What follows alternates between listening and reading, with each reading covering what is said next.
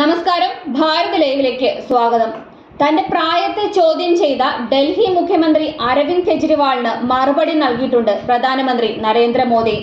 Aravind കെജ്രിവാളിന് supreme കോടതി ജാമ്യം അനുവദിച്ചതോടെ ജയിലിൽ നിന്നിറങ്ങിയ കെജ്രിവാൾ പ്രതിപക്ഷത്തിന്റെ രാഷ്ട്രീയ ആയുധമാക്കാൻ ഒരുങ്ങിയത് പ്രധാനമന്ത്രി നരേന്ദ്രമോദിയുടെ പ്രായവും അദ്ദേഹത്തിന് പിൻഗാമി ആര് എന്ന ചോദ്യവും ഉന്നയിച്ചുകൊണ്ടായിരുന്നു. അതിന് മറുപടിയുമായി പ്രധാനമന്ത്രി എത്തിക്കഴിഞ്ഞു. തന്റെ പിൻഗാമി ആരെന്ന് നരേന്ദ്രമോദി പറയുകയുണ്ടായി. പ്രധാനമന്ത്രി നരേന്ദ്രമോദിക്ക് 75 വയസ്സാവാറായി. ഈ പ്രായത്തിൽ അദ്ദേഹം വിരമിക്കുമെങ്കിൽ അമിത്ഷായ്ക്ക് വേണ്ടിയാണോ അദ്ദേഹം വോട്ട് ചോദിക്കുന്നത്?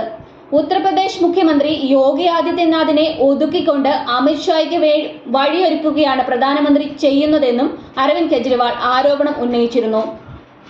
അമിത്ഷായും യോഗി ആദിത്യനാഥും അടക്കം നിരവധി BJP നേതാക്കളാണ് കെജ്രിവാളിന്റെ ഈ പരാമർശത്തിനെതിരെ രംഗത്തെത്തിയിരിക്കുന്നത്. മോദിക്ക് അടുത്ത വർഷം സെപ്റ്റംബർ 17-ന് 75 വയസ്സാകും. BJPയുടെ ചട്ടമനുസരിച്ച് അദ്ദേഹം റിട്ടയർ ചെയ്യേണ്ടി വരും എന്ന് പറയുകയായിരുന്നു. അതേസമയം കഴിഞ്ഞ ദിവസം പശ്ചിമ ബംഗാളിലെ ഹൂഗ്ലിയിൽ നടന്ന തിരഞ്ഞെടുപ്പ് പ്രചരണത്തിൽ അരവിന്ദ് കെജ്രിവാളിനുള്ള മറുപടി പ്രധാനമന്ത്രി നൽകുകയുണ്ടായി. ഇവിടുത്തെ പ്രതിപക്ഷത്തിന് മോദിയുടെ പിൻഗാമി ആരാണ് എന്നുള്ള കാര്യത്തിലാണ് ആശങ്കയുള്ളത്. അതിന് കാരണം അവർ പിൻഗാമികൾക്കും അനന്തരാവകാശികൾക്കും വേണ്ടിയാണ് പ്രവർത്തിക്കുന്നത് എന്നുള്ളതുകൊണ്ടാണ്. അവർ രാഷ്ട്രീയത്തിലൂടെ സമ്പത്തും കൊട്ടാരങ്ങളും ഉണ്ടാക്കി അനന്തരാവകാശികൾക്ക് കൈമാറുന്നു.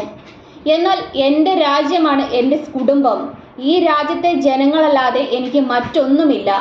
ആ കുടുംബത്തിലെ കുട്ടികളുടെ കൈകളിലേക്ക് ഒരു വികസിത ഭാരതത്തെ കൈമാറുക എന്നുള്ളതാണ് ഒരു രക്ഷിതാവ് എന്ന നിലയിൽ തന്റെ ലക്ഷ്യമെന്നും പ്രധാനമന്ത്രി നരേന്ദ്രമോദി പറയുകയുണ്ടായി.